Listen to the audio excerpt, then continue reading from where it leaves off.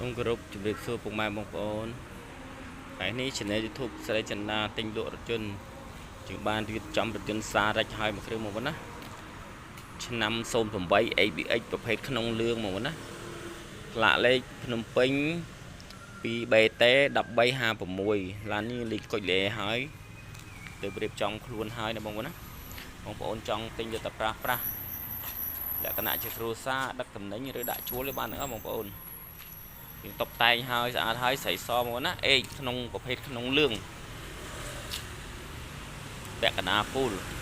ពុកម៉ែបងប្អូនចាប់អារម្មណ៍អាចជិះមកមើលផ្ទាល់បានទីតាំងនៅភ្នំពេញចិត្តផ្សាយអន2មកណាចិត្តផ្សាយអន2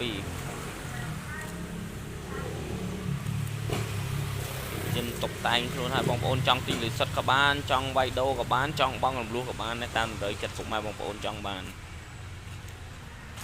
ABX មកណា ABX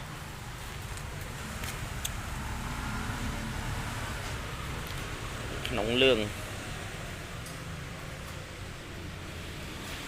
នេះរៀបចំហើយតន់ចាប់កៅអីយកពុកម៉ែបងប្អូនតន់ចាប់កៅអីទេក្នុងលឿងមកណាថ្មីជ្រើងតែម្ដងនេះចាប់កៅអីវាមកណាចង់សម្អាតតុបតែងវា